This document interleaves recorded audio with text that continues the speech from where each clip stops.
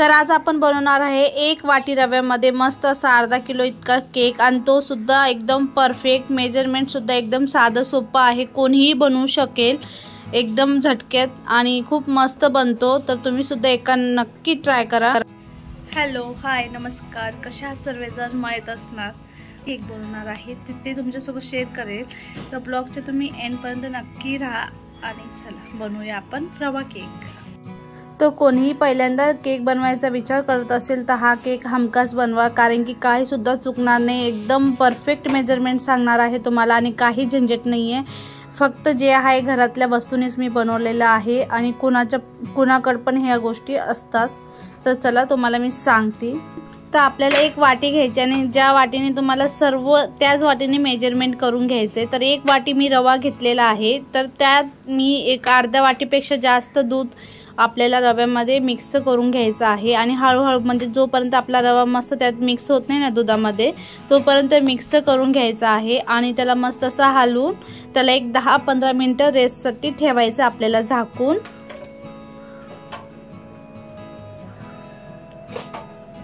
तर आता रवा भिजतोय तोपर्यंत आपल्याला काय करून घ्यायचंय, पिठी साखर करून घेत आहे मी। तर आपल्या अर्धीपेक्षा थोडीशी जास्त आपल्याला साखर टाकून घ्यायची आहे। तर तुम्हाला एकदम परफेक्ट मेजरमेंट सांगणार आहे, जेणेकरून काही तुमचं बिघडणार नाही, एकदम मस्त होईल बघा। तर आता बटर पेपर हा कुणाकडे असेल किंवा नसेल, त्यामुळे आपण काय करायची साधी सोपी ट्रिक माझ्याकडे सुद्धा नव्हती, मग मी तूप लावून घेतलेला आहे। आपल्याला ज्यामध्ये बॅटर टाकायचं आहे, केक बनवायचा आहे, तुमच्याकडे केक टिन वगैरे असेल त्यात सुद्धा तुम्ही बनवू शकता।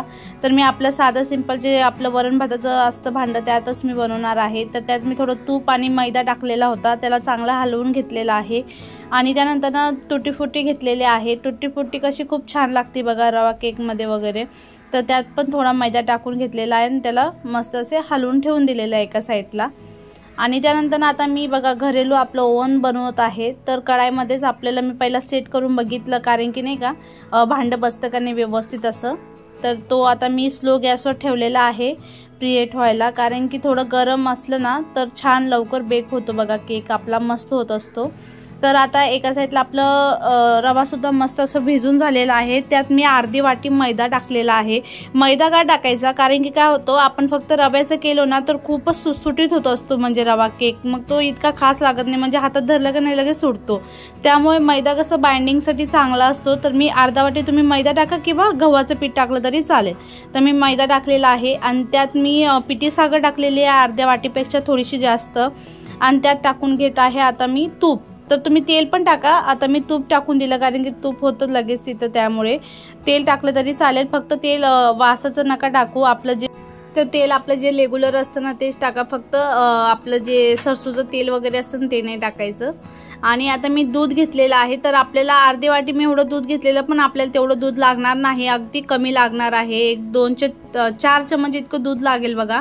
आणि त्याला हळूहळू करून मी असं मस्त असं मिक्स करून घ्यायचं आपल्याला। आणि ही जी मेन जी प्रोसेस असते ना आता हिथूनच आपली स्टार्ट होणार आहे केकची, कारण की जेवढं आपण केकचं ज्या बॅटरला फेटू ना तेवढा मस्त आपला केक होत असतो बघा। आणि ज्यांच्याकडे बॅटर वगैरे असेल ना त्याने केलं ना तर खूपच मस्त होईल। तर मी आज बेकिंग पावडर आणि सोडा वगैरे काही सुद्धा टाकणार नाहीये, मी इनो टाकून बनवणार आहे झटकीपट, आणि काही झंझट नसतो, इनोचा सुद्धा फ्लेवर येत नाही त्या केकमध्ये, असं वाटणारच नाही तुम्हाला इनो टाकलेला आहे म्हणून, खूप मस्त लागतो बघा। आणि त्यानंतर आता मी मस्त असं फेटून घेत आहे आणि आपल्याला एकच डायरेक्शनमध्ये फिरवायचं आहे, उलटं पालटं फिरवायचं नाही, नाहीतर मग केक तो चांगला होत नसतो बघा। तर आपलं जे टुटी फुटी आहे ते मी आता टाकून घेत आहे, तुम्ही नंतरनं सुद्धा टाकू शकता, पण मी पहिला टाकून घेतलेला आहे कारण की केकमध्ये मस्त असं मिक्स होऊन जाईल, छान लागेल, त्यामुळे आता त्याला पण मस्त असं फेटून घेतलेलं आहे। आणि आता मेन जी ट्रिक आहे ती इनो टाकलं ना आपल्याला जास्त वेळ फेटायचं नाहीये, फक्त हलकं जे मिक्स होतं नाही का, मिक्स झालं ना तर बंद करायचं आपल्याला, आणि त्यानंतर आपल्याला केक टिनमध्ये टाकून द्यायचं आहे आपलं बेटर। तर तुम्ही बघू शकता कसं मी जास्त पातळ पण नाही करायचं, जास्त घट्ट पण नाही करायचं, नॉर्मल ठेवायचं आहे।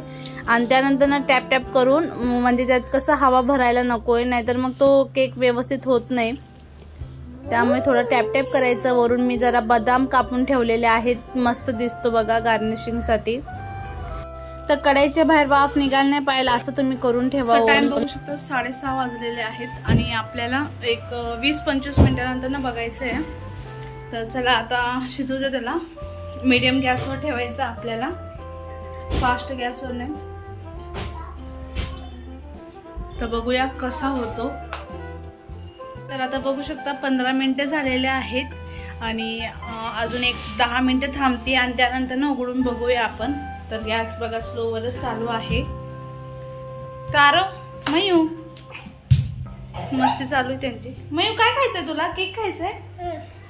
केक खातो? कसं खातो? कसे खातो केक? घरात वास तर येतोय मस्त असा, नाही का, असं बेक कसं करतो आपण तसा वास येतोय छान. आता बघू झाल्यावरच कळेल कसं झाला आणि कसा नाही. टाइम बघू शकता बरोबर 7 वाजलेले आहेत, म्हणजे 5-10 मिनिटं एक्स्ट्राच ठेवलंय मी. तर मी आता उघडून बघत आहे आणि काय तो शिजला नव्हता, थोडा कच्चाच होता. आणि मी तुम्हाला सांगते परफेक्ट त्याला टाइम लागतो 45 मिनिट लागता बघा, 45 मिनिटं. कारण की मी बरोबर बघितलं. आता हे आपले झालेले 7 वाजले, म्हणजे एक आपले 30 मिनिटं बरोबर झाले होते. आणि त्यानंतर मी परत 10 मिनिटं ठेवलं होतं आणि त्यानंतर खूप मस्त झालेलं. आणि आपल्याला एक चाकू किंवा काहीतरी नाईक टाकून बघायचं आहे कच्चे का काय. ज्यावेळेस क्लीन निघेल ना त्यावेळेस समजायचं की आपलं केक बेक झालेला आहे. तर केक तरी आता थोडासा कच्चा आहे आतून. दोघांना इतकी घाय चालली, मयंक आरोला इतकी घाय होती ना, कधी केक भेटेल असं होतंय. आणि पोरांच्याच ह्याच्यामुळे मी केला आज केक, म्हणलं चला त्यांना आवडतो त्यामुळे. तर अजून कच्चा आहे केक, मग अजून एक 10-15 मिनिटं ठेवायला लागेल. स्लोवर ठेवून देत आहे मी आणि वरी जाऊन जरा चक्कर मारून येते एक 15 मिनिटं ठेवून. तर आता बरोबर 7 वाजलेले आहेत. 7:20 7:15 पर्यंत बघते मी परत एकदा. तर ओव्हन मध्ये लवकर होतो आणि आपलं जे घरात आहे ना वेळ लागतो बघा. तर असं चला. तर आज स्वयंपाकाचं तर काही इतकं टेन्शन नाही, कारण की सोयाबीन पुलाव बनवून दिलेला होता मी, तोच आहे भरपूर, तोच खाणार आहे. म्हणून म्हणलं चला आज केक करून घेऊ. जास्त काय असलं ना करू वाटत नाही बघा. आज काय इतकं टेन्शन नव्हतं म्हणून म्हणलं चला करून घेऊया. तर बघू शकता मी एक 10 मिनिटानंतर ना परत बघितला आणि केक वरून सुद्धा थोडा ब्राऊन झालेला.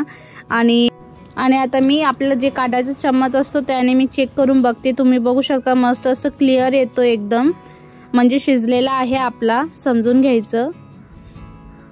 तर केक तर झालेला आहे.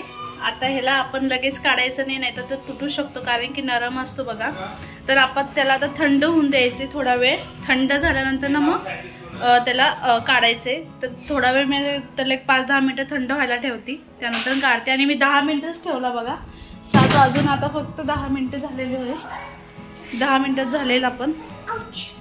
केक इतका मस्त झालेला बघून मला कट सुद्धा करू वाटत नव्हता. खूप मस्त, म्हणजे खूप आनंद होत होता मला. इतका छान असा केक झालाय.